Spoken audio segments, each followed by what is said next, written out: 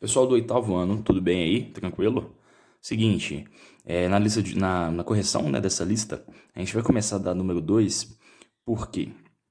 Na número 1, tá aqui na descrição, tá bom? A resolução dela, que é justamente para a gente calcular potências de 10, potências de base 10. Então, na verdade, são umas contas bem tranquilas, bem fáceis, e aí eu coloquei na descrição para vocês, para a gente conseguir efetuar mais rapidamente as outras continhas aqui, tá bom? Inclusive, essa outra a gente já tinha feito em sala, então eu preferi passar mais rápido. Então, pausa o vídeo, dá uma olhada lá, e aí depois vocês voltam para a gente continuar aqui na partida número 2. Então, na número 2, a gente vai começar aqui a partir dessas primeiras, e aí é só basicamente para a gente efetuar, né, os cálculos a seguir, aplicando padrões observados em potências de base 10. Que padrões são esses? Basicamente, quando você tem uma potência de base 10 e o expoente é positivo, como por exemplo 10 elevado a 3, isso daqui é só lembrar que é a mesma coisa de 1000.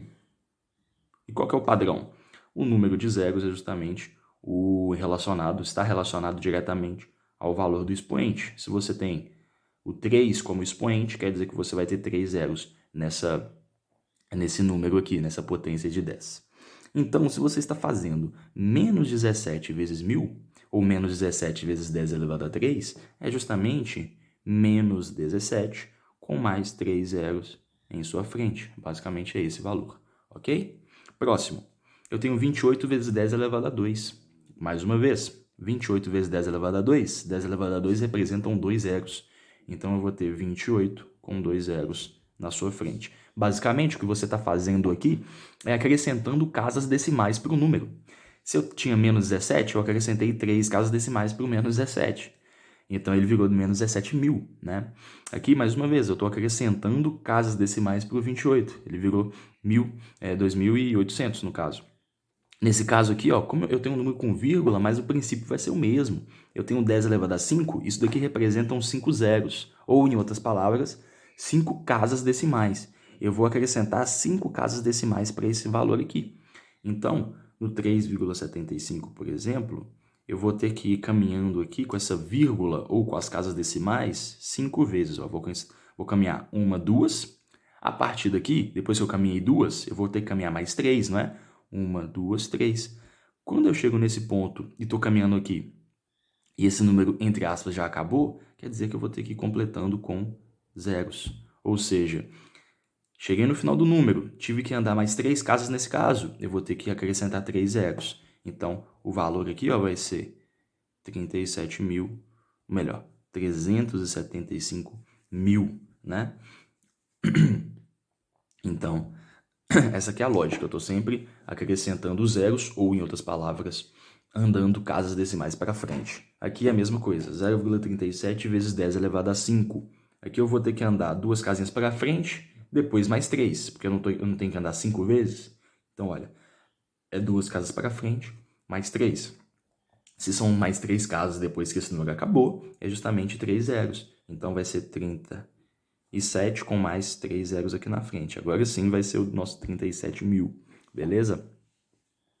Então, essas são as primeiras. Vamos agora efetuar as duas últimas aqui para a gente fechar. Olha, eu tenho aqui ó, na letra E, eu tenho menos 3,897 vezes 10 elevado a 3. E na letra F eu tenho menos 0,000.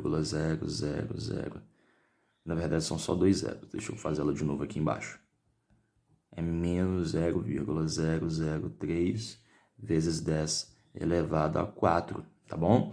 Então, aqui, ó, fazendo a mesma ideia, eu tenho 3 casas decimais para percorrer. Então, eu vou andar 1, 2, 3. Andando 3 casas decimais, essa vírgula vem justamente para depois do 7. Então, é como se essa vírgula estivesse sumindo, tá bom? Porque depois do 7 eu não tenho mais nada. Então, aqui, ó, é menos 3.897, ok? E para finalizar, aqui eu vou andar 4 casas. Eu vou andar 1, 2, 3. Chegou aqui, ó, depois do 3, ainda falta mais uma casinha. Então aqui vai ser menos 30. Vê se todo mundo enxerga isso daí, ó. Cheguei até o 3, andei 3 casas. A partir do 3, eu vou mandar só apenas mais uma, porque é só uma que faltou, né? Então, fechou aqui, ó, menos 30. Esses são os nossos resultados aí da número 2. Tranquilo? Espero que tenha entendido. Agora, finalmente, dá pra gente fazer uns probleminhas mais legais. Vamos lá. Pessoal, na número 2, melhor dizendo, número 3, né, na verdade, é o seguinte. Transforme os dados numéricos a seguir em notação científica. Vamos ler aqui primeiro, olha. A população da China é aproximadamente igual a 1,3 bilhão de habitantes. Muito bom. A bacia amazônica é formada pelo rio Amazonas e seus afluentes e ocupa uma área de 7 milhões e 45 mil quilômetros quadrados, dos quais 4 milhões e 750 mil quilômetros quadrados estão em território brasileiro. A velocidade da luz é cerca de 300 mil quilômetros por segundo. A espessura da folha de papel é de mais ou menos 0,001 metro. E a massa do Sol em toneladas é esse número bizarro aí que eu nem vou me atrever a ler. E lembrando aí que a notação científica deve seguir essa definição, blá blá blá blá. Vou explicar isso melhor aqui agora. Seguinte então, vamos lá, vamos por partes. Aqui nós temos a letra A, a letra B, a letra C, a letra D e a letra E. Já coloquei os números aqui para a gente visualizar melhor. Primeira coisa, vamos lembrar o que é notação científica. Basicamente, é isso daqui, ó. A gente tem que sempre buscar, olha, escrever os números da seguinte forma. A vezes 10 elevado a n. É isso daqui. A gente tem que arrumar um jeito de colocar os números dessa forma. Em que o A, ele é um número. O A é sempre um número que vai estar. Ó, o A, ele vai sempre estar entre 0 e 1. Ok? Ele é maior que 0 e... Não, melhor dizendo. Na verdade, me desculpe, o A vai ser entre 1 e 10, né, na verdade. Então, vou fazer uma maracutaia aqui, ó. O A, ele vai sempre estar entre 1 e 10, ou seja, ele é maior que 1, menor que 10, né? Beleza. E o nosso N, ele é um número inteiro, ok? Ele pode ser qualquer número positivo ou negativo, em resumo, tá? Então, é sempre um número entre 1 e 10, 1, alguma coisa, ou 2, 3, 4, 5 até o 9,999 vezes 10 elevado a algum número inteiro, positivo ou negativo. Muito bom. Que não seja racional, né? Tem que ser inteiro. Então, seguindo esse padrão, vamos aqui para a letra A. Sempre seguindo esse padrão aqui, ó. A gente não pode esquecer. Então, na letra A, 1,3 bilhão de habitantes, essa daqui já está pronta para a gente. Por quê? 1,3 vai ser justamente o nosso A. Então, 1,3 aqui, ó, ele já está no jeito. O que está faltando é o 10 elevado a alguma coisa. Essa alguma coisa vai ser justamente esse bilhão. 1 bilhão, né? O bilhão ele é representado por 9 zeros, ok? Então, eu sei que aqui vai ser 1,3 vezes 10 elevado a 9. Então, já está prontinho para a gente essa notação científica. Agora, na letra B, a gente tem esses dois números. A gente vai fazer os dois. Primeira coisa, eu tenho que retornar. Esse número gigante aqui, ele tem que vir para entre 1 e 10. Então, a primeira coisa, a vírgula desse número, vamos dizer assim, ela vai vir parar aqui, digamos assim. Imagina que a vírgula imaginária está aqui no finalzinho deles, ó. Primeira coisa é eu deixar esse número entre 1 e 10. Então, ela vai vir parar aqui, ó, para depois do 7.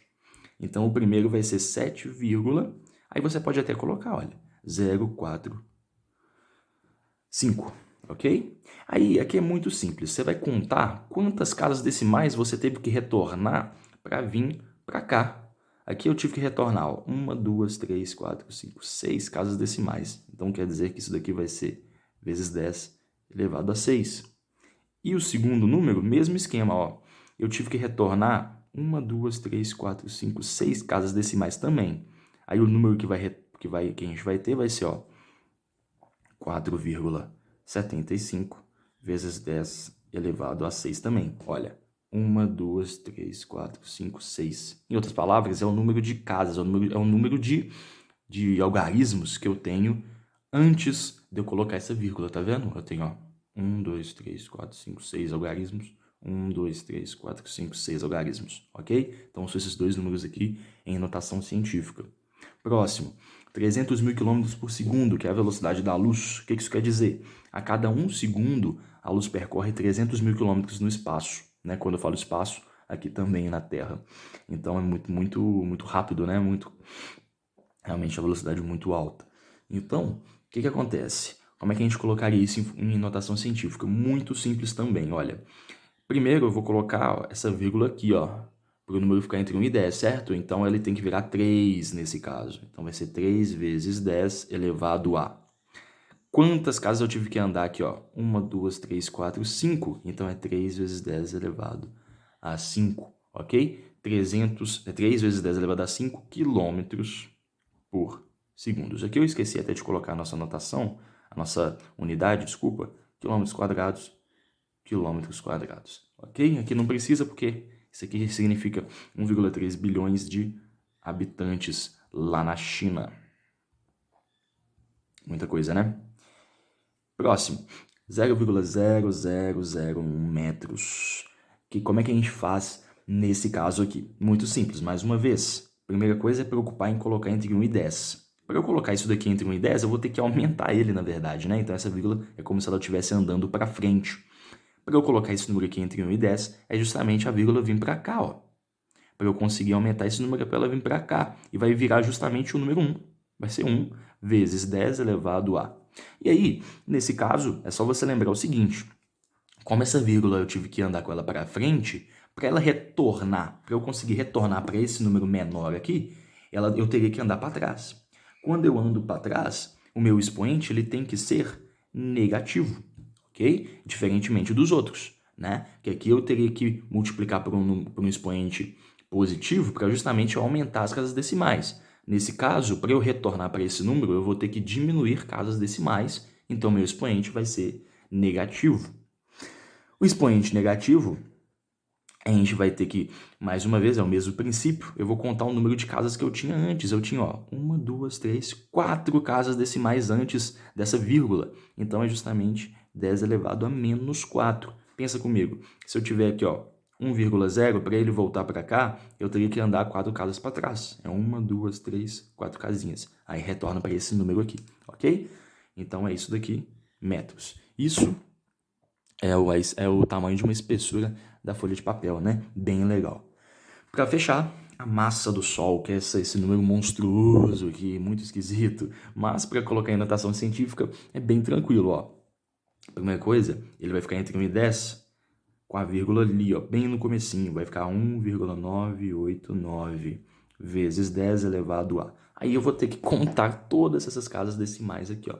Contando, olha, do 9 até esse zero aqui, eu vou ter 1, 2, 3, 4, 5, 6, 7, 8, 9, 10, 11, 12, 13, 14, 15, 16, 17, 18, 19, 20, 21, 22, 23, 24 casinhas decimais entre a nossa vírgula aqui e a última casa decimal. Então, esse é o número em notação científica, beleza? Espero que tenham entendido, relembrado um pouco aí sobre notação científica. É bem fácil, bem tranquilo, basicamente é seguir a nossa regrinha e fechou. Vamos para a próxima questão. Pessoal do oitavo, veja como Luciana fez para calcular a medida do lado do quadrado e faça de maneira semelhante os cálculos das medidas dos lados dos quadrados, cuja área está indicada em cada item.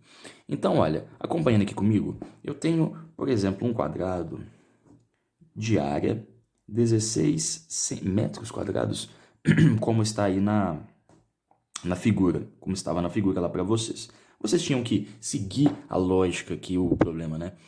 Que na verdade o exercício explicou para vocês, ele deixou no esqueminha, e a partir dessa lógica achar as áreas das outras medidas, de quadrados, né, de outras medidas. Enfim, aqui nesse caso eu copiei de novo o esqueminha que a questão deu, e é bem simples. Primeira coisa, na primeira parte, o que ele dá aqui pra gente, essa equaçãozinha, essa daqui é a fórmula da área do quadrado, que é a área é igual a lado elevado ao quadrado, é lado vezes lado. A partir disso, basicamente, a gente vai aplicar um conceito de equação. Aqui, ó, daqui para cá, o que ele fez foi tomar a raiz quadrada dos dois lados. Quando ele faz isso, elimina esse expoente aqui, né, o expoente do L ao quadrado, aplicando essa propriedade de radical. E aí, basicamente, a gente descobre que o lado de um quadrado é justamente a raiz quadrada de sua área. Então, se a área, né, desse quadrado é 16, então o lado vai ser raiz quadrada de 16, que é justamente 4. Ok? Então, o lado aqui desse quadrado de área 16 metros quadrados é 4 metros. Então, fazendo de uma forma bem simples a letra A, por exemplo, aqui eu tenho um quadrado, olha, um quadrado de área 49 centímetros quadrados. Então, eu já posso vir, ó, nesse ponto aqui da minha conta.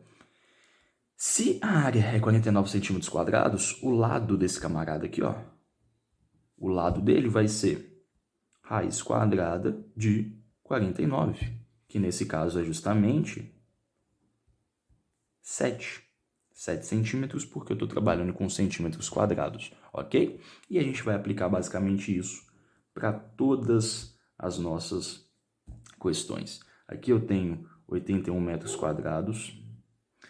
No terceiro eu tenho 12,25 metros quadrados e depois 0,49 decímetros quadrados, ok? Então vamos lá, ó. No primeiro, bem simples, olha, o lado vai ser raiz quadrada de 81. Isso daqui é o lado desse camarada vai ser 9, nesse caso, metros, ok? No terceiro, eu tenho um número decimal, que aí fica mais legal, ó. Eu tenho que o lado desse outro quadrado de área, 12,25 metros quadrados, vai ser raiz quadrada de 12,25, ok? E aí eu já vou até emendar com o próximo aqui para a gente discutir um pouco melhor eles. Eu tenho que o lado vai ser raiz quadrada de 0,49, ok? A gente vai fazer isso separadamente, ó. Eu tenho aqui, ó, que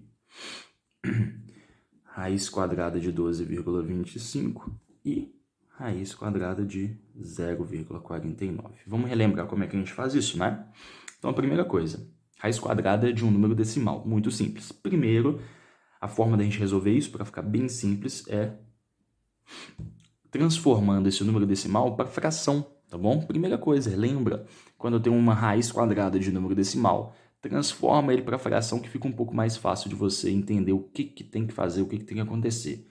Então aqui, ó, é a mesma coisa de raiz quadrada de 1.225 dividido por 100. Ok? Fazendo isso, aplicando propriedade de raiz, é raiz do numerador sobre raiz do denominador. Ok? Para descobrir raiz quadrada de 1.225, a gente pode fazer de várias formas, inclusive na próxima aula a gente vai discutir um pouco mais sobre isso, ok? Só que raiz quadrada de 100 você já pode até colocar, é justamente 10. E raiz quadrada de 1.225 é 35. Lembrando que na próxima aula a gente vai discutir um pouco mais sobre isso. 35 dividido por 10, qualquer número dividido por 10 ou por 100 ou por 1.000 é bem fácil de fazer, né? Isso daqui é 3,5. Fechou? Achamos aqui o nosso camarada. Lá no exercício era metros quadrados, então é 3,5 metros. No caso aqui dos raiz de 0,49, vai ser o mesmo esquema, tá bom? Ó, é raiz quadrada de 49 centésimos. Isso daqui é igual a raiz quadrada de 49, que é 7. Raiz quadrada de 100, que é 10. Concorda comigo? 7 vezes 7 é 49, 10 vezes 10 é 100. Então, o resultado disso é 0,7. Nesse caso, é decímetros, tá bom? Decímetros, que é o lado do nosso quadrado. Ok? Espero que tenha entendido. Valeu demais. Vamos para a nossa próxima questão, que é a última, tá bom? Então, pessoal, para finalizar, determina a medida da aresta do cubo, sabendo que o volume do paralelepípedo é igual ao volume do cubo. Então, a gente tem aqui os dois desenhos, tanto o paralelepípedo quanto o cubo, está pedindo o valor da aresta, só que a gente também precisa da informação do volume, né? Por quê? Vamos relembrar.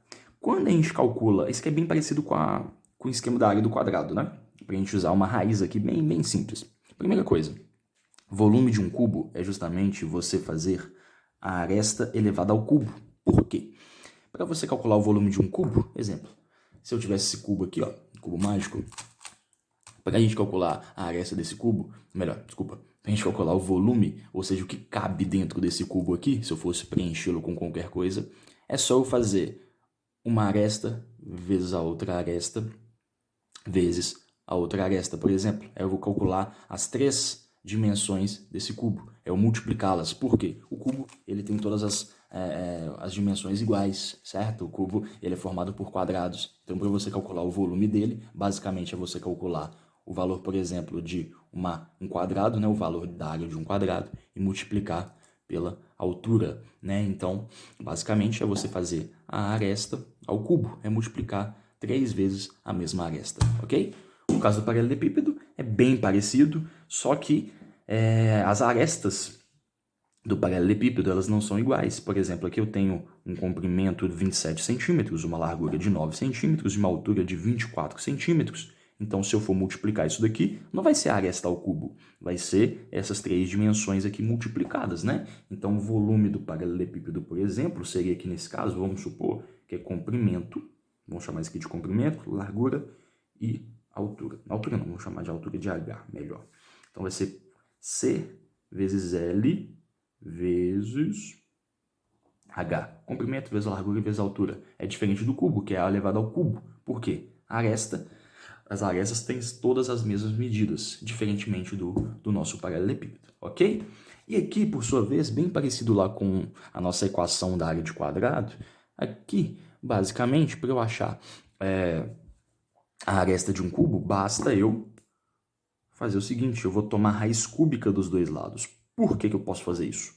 Para eu eliminar justamente esse expoente 3, então eu vou ter aqui ó, que A é igual a o nosso volume tomado por uma raiz cúbica, ou seja, a aresta é a raiz cúbica do volume, ok? Então, se você não entendeu muito bem isso, para um pouco para pensar, porque é bem simples e é bem parecido com aquele esquema da área do quadrado. Para você achar o lado de um quadrado, basta você tomar a raiz quadrada da área. Para você achar a aresta de um cubo, basta você tomar a raiz cúbica do seu volume, ok? Só que primeiro eu vou calcular o volume desse paralelepípedo, porque o volume desse camarada é igualzinho ao volume do cubo, tá bom? Sabendo o volume, eu consigo saber a aresta do cubo. Então vamos lá, primeira coisa, calculando o volume aqui do nosso paralelepípedo, é eu fazer basicamente o comprimento, que é 27, vezes a largura, que é 9, vezes a altura, que é 24, ok? Opa! Muito bem. Fazendo essas continhas, você pode fazer, se quiser, pode fazer na mão, né? Melhor, se quiser não, né? Vamos fazer na mão, porque essa conta aqui essa conta é bem fácil, né? Então, fazendo aqui, ó, daria 5.832. Nesse caso, como tudo está em centímetros, é centímetros cúbicos, tá? Então, como o volume do cubo é o mesmo, então o volume do nosso cubo aqui, ó, vai ser 5.832 também, ok? Então, basicamente, agora a gente vai fazer a aresta vai ser raiz cúbica de 5.832. Nesse caso aqui, gente, eu vou fazer bem rápido, mas na próxima aula, como eu disse, a gente vai discutir um pouco mais, a gente vai relembrar como que a gente calcula como a gente calcula raízes quadradas e cúbicas de números grandes, ok? Como a gente pode arrumar estratégias para calcular raízes cúbicas de números, né, um pouco maiores. E aqui nesse caso, ou seja, né, que número que você multiplica ele por ele mesmo 3 vezes, ou que número que você eleva ao cubo para resultar 5.832. Esse número é o 18. Se você fizer 18 elevado ao cubo, 18 vezes 18 vezes 18, dá 5.832. Então, essa é a aresta do nosso cubo, beleza? Fechou? Valeu, gente. Aguardem a próxima aula para a gente continuar nossas discussões aí sobre raízes, potências e tudo mais. Valeu, grande abraço, até mais.